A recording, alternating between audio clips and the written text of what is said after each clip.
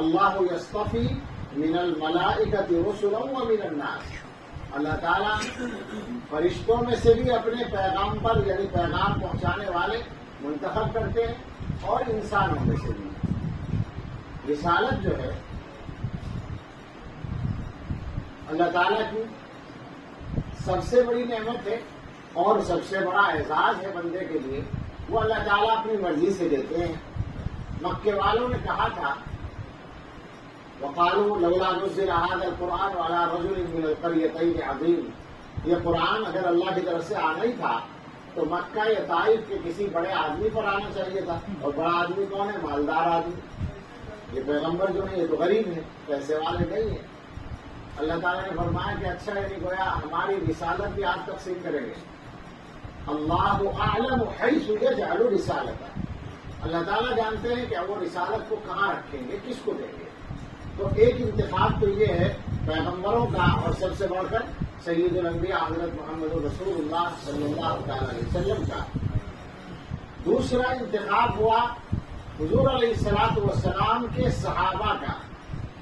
اللہ کے نبی صلی اللہ علیہ وسلم کو چونکہ آخری نبی بنایا گیا تھا تو ان کی امانت، ان کے ذریعے جو امانت دنیا میں آئی تھی اس کو محفوظ رکھنے کے لیے اور آگے منتقل کرنے کے لیے کچھ لوگوں کی ضرورت تھی جن کے اندر وہ صفات ہو کہ وہ اس امانت کو صحیح طور سے ادا کر سکیں، تو اس کے لیے اللہ نے حضرات صحابہ کا انتخاب کیا۔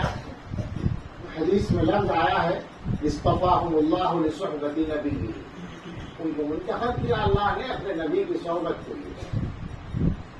تیسرا انتخاب یہ ہوتا ہے جو علم کے لیے ہوتا ہے اس تفسیر کے اعتبار سے، ثم اورثنا الکتاب الذین اصطفینا من عبادنا، پھر ہم نے کتاب کا وارث بنایا اپنے ان بندوں کو جنہیں چن لیا، منتخب کر لیا۔ تو بس آپ سے یہ کہنا ہے کہ آپ کا یہ انتخاب ہوا، طلباء کا، علماء کا، سارے مسلمانوں کا ہوا، پہلے تفسیر میں نے وہ بیان کر دی، لیکن خاص طور سے علم والوں کا انتخاب، ظاہر ہے کہ وہ تفسیر بھی صحیح اور یہ بھی صحیح، تو مسلمانوں کا انتخاب تو ایک ہوا، اور یہ انتخاب علماء کا بھی ہوا ایمان کے لیے۔ اللہ نے قرآن پر ایمان کی توفیق دی سارے مسلمانوں کو بھی اور علم والوں کو بھی، یہ انتخاب ہے، اس انتخاب میں یہ بھی شریک ہے۔ ایک اور انتخاب ان کا ہوا قرآن کے علم کے لیے، دین کے علم کے لیے۔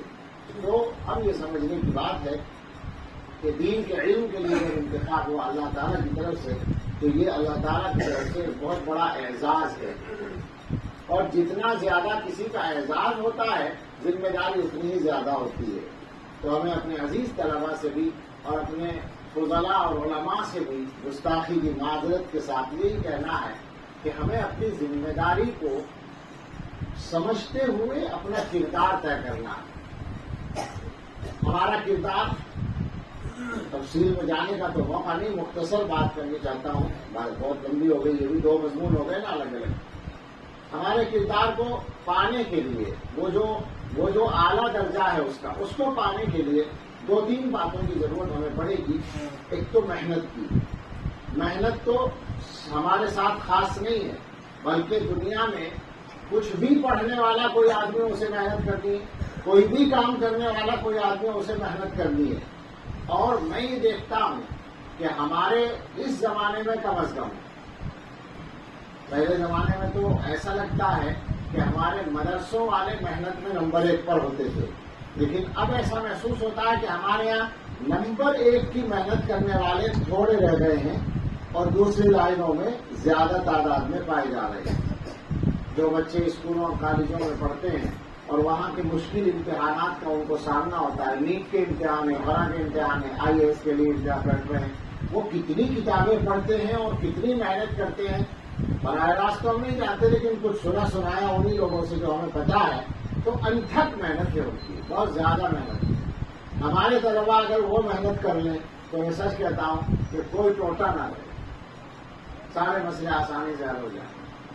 تو ایک کام تو آپ کا یہ ہے، محنت کرنی ہے، اور محنت کا خلاصہ یہ ہے کہ آپ کی پڑھائی کے متعلق جو کچھ آپ کی ذمہ داری ہے اسے نمبر 1 پر پورا کریں۔ مثلا سبق یاد کرنا ہے طالب علم کو، تو یہ نہیں کہ آدھا یاد کر لیا اور آدھا ایسی کام چلا لیں گے یا پیچھے بیٹھ جائیں گے ہمارا نمبر نہیں آئے گا سنانے کا. یہ نہیں، نمبر 1 پر یاد کرنا ہے. اس طرح سوچیں کہ میں فارغ ہونے کے بعد کیا چاہتا ہوں. فارغ ہونے کے بعد میری خواہش یہ ہے کہ مجھے اعلیٰ سے اعلیٰ موقع ملے اداروں میں، مسجدوں میں، دینی کاموں میں. وہ اعلیٰ سے اعلیٰ موقع تب ملے گا جب اس زمانے میں محنت کی ہوگی اعلیٰ درجے کی. ہمارا مسئلہ یہ کہ ہم نتیجہ اعلیٰ چاہتے ہیں اور کم سے کم کارگزاری پیش کر کے چاہتے ہیں. یہ خطرناک بات ہے. اسی محنت کو یوں بھی کہہ سکتے ہیں آپ کہ اللہ نے 24 گھنٹے دیے ہیں روزانہ، تو یہ وقت انتہائی قیمتی ہے. 24 گھنٹے میں حساب لگا کر وقت کو خرچ کریں. جیسے کنجوس آدمی پیسہ خرچ کرتا ہے، یعنی بے ضرورت نہیں خرچ کر سکتا، سوال ہی پیدا نہیں ہوتا.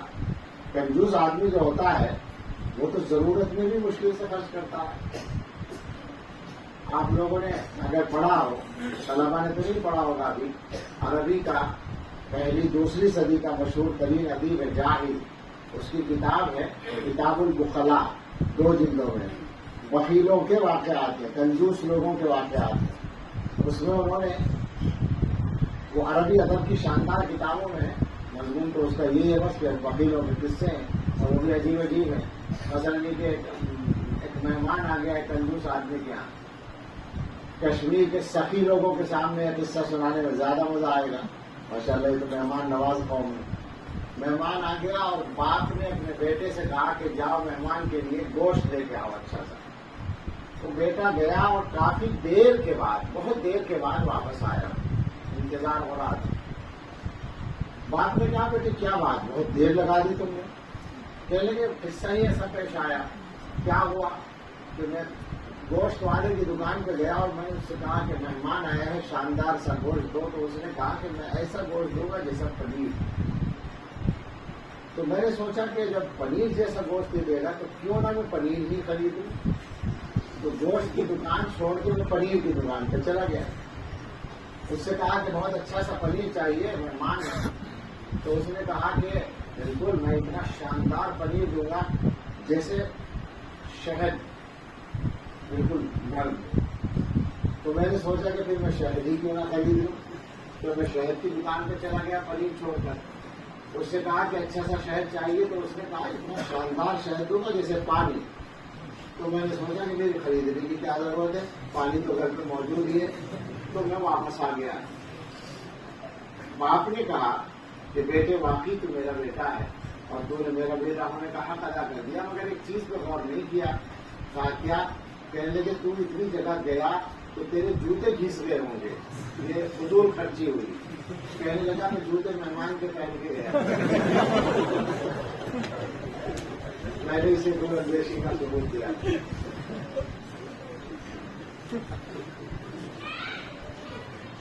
ہم جانتے ہیں اس زمانے میں بھی کنجوس لوگ پائے جاتے ہیں کہیں کہیں. تو اس طرح سے کنجوس آدمی ضرورت میں بھی پیسہ نہیں خرچ کرنا چاہتا، لیکن بے ضرورت تو سوال ہی نہیں کہ وہ خرچ کرے.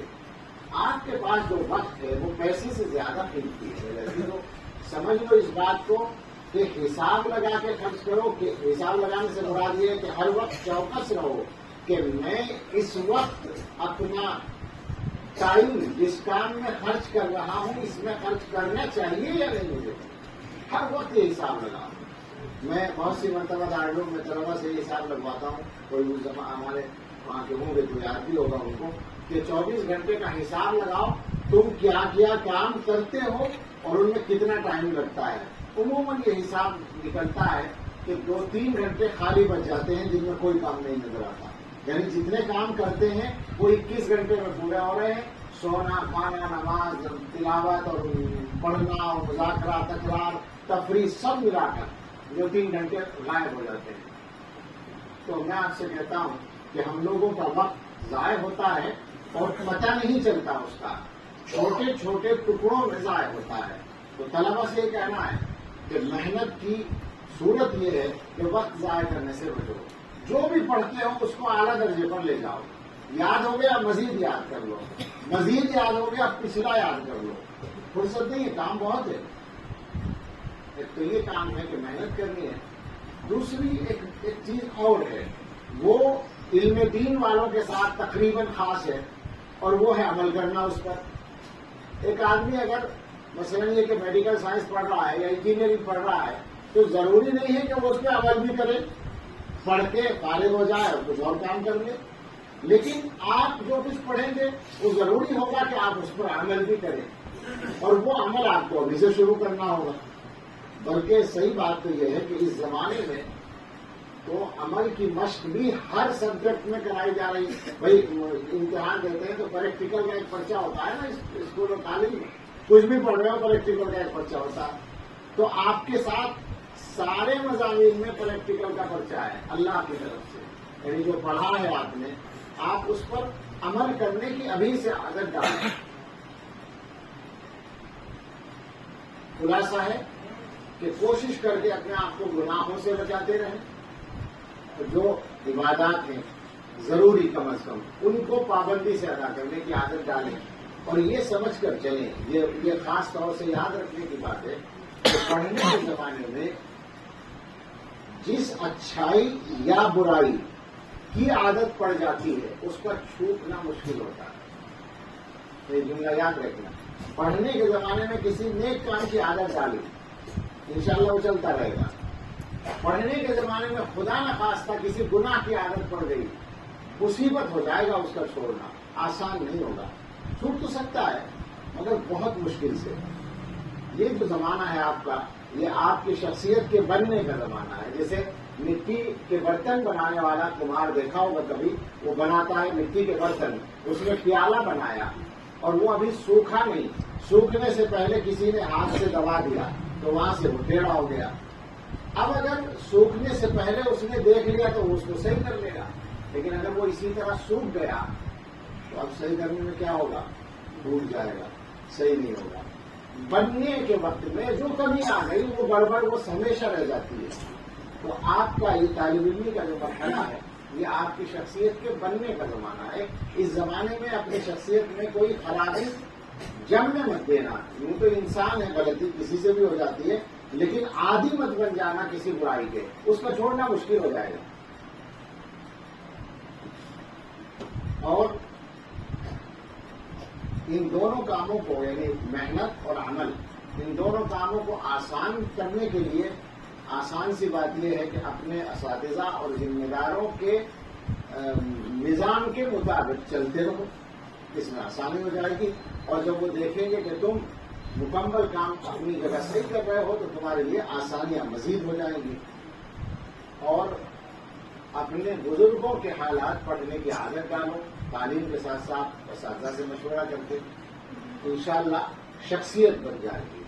بس یہ ہم سب کے لیے 2-3 باتیں ہو گئی، اللہ کرے ہماری سمجھ میں آئے کہ ہم زندگی میں اللہ کی مرضی میں راضی رہنے کی عادت ڈالیں، اور جو علم والے ہیں وہ اپنے علم پر عمل کرنے کا مزاج بنائیں، اور علم کو بڑھانے کا بھی، علم بڑھانا بہت ضروری ہے۔ ہم لوگ اس زمانے میں بہت تھوڑے پر اکتفا کر لیتے ہیں، حقیقت یہ ہے کہ بہت ہی زیادہ کم حوصلگی کی بات ہے، ہمیں دن رات علم کے لیے اپنے آپ کو فنا کرنا چاہیے۔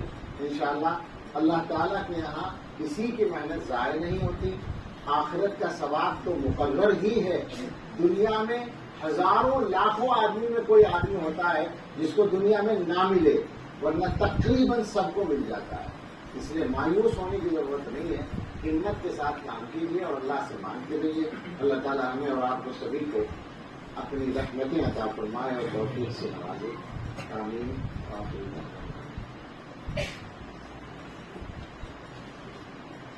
ماشاء اللہ خوشی ہو رہی ہے یہاں، جب اب تو کئی سال کے بعد شاید آنا ہوا ہے، ذرا مولانا کا حکم تو بار بار ہوتا رہا لیکن ہماری تو ہوتا ہی رہی، لیکن جب بھی آنا ہوا 2-3 بار ہو گیا تو پہلے سے کہیں زیادہ ترقی نظر آتی ہے، اور سننے میں تو پیسہ آتے ہی رہتا ہے۔ مولانا ضروری تفصیل بتا رہے تھے، اللہ تعالیٰ آپ کے کاموں میں برکت فرمائے اور حفاظت رکھے، قبولیت عطا فرمائے۔ دعا کریں۔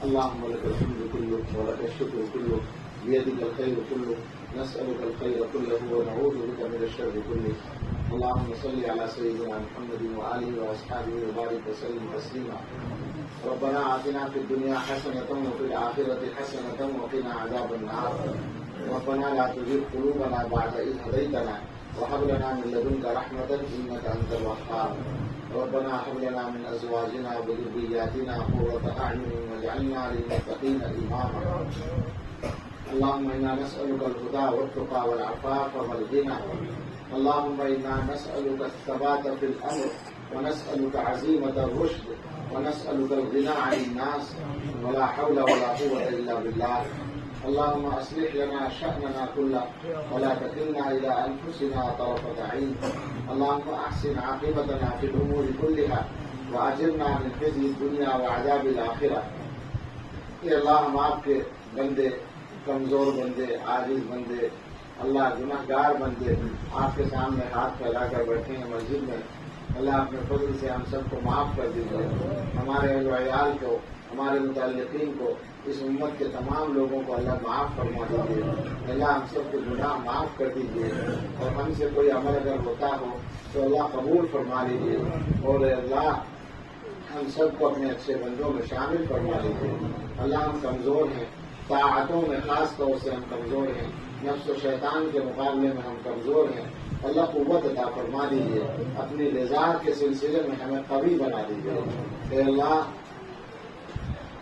جسمانی اور روحانی ہر قسم کی بیماریوں سے شفا دے دیجیے اللہ ہم نے اور ہمارے متعلقین میں جو بیمار ہیں سب کو صحت عطا فرما دیجیے اللہ ہم نے جن کے ذمہ قرضے اپنے فضل سے سارے قرضے ادا کرا دیجیے اللہ جو بے گھر ہیں انہیں آرام دے گھر عطا فرما دیجیے اللہ جو بے روزگار ہیں انہیں بابرکت حلال روزگار دے دیجیے اللہ جو مقدموں میں الجھے ہوئے ہیں بری کر دیجیے جو جیلوں میں بند ہیں رہائی دلا دیجیے اے اللہ جو بے اولاد ہیں انہیں اچھی اولاد عطا فرما دیجیے اور جن کے اولاد موجود ہے اللہ اس کو ان کی تمنا اور امیدوں سے اچھا بنا دیجیے اے اللہ ہم آپ کے کمزور بندے ہیں دنیا کے معاملات میں اور حالات میں بہت سی چیزیں ہمارے لیے رکاوٹ بنتی ہیں اللہ بہت سی مرتبہ ہمارے سامنے کوئی خوف آ جاتا ہے اس سے ہم پریشان ہو جاتے ہیں اللہ دنیا میں انسانوں کی اس دنیا میں خود غرضی کی اس دنیا میں بہت سی مرتبہ ہمیں رسوائی کا ڈر لگتا ہے اے اللہ ہم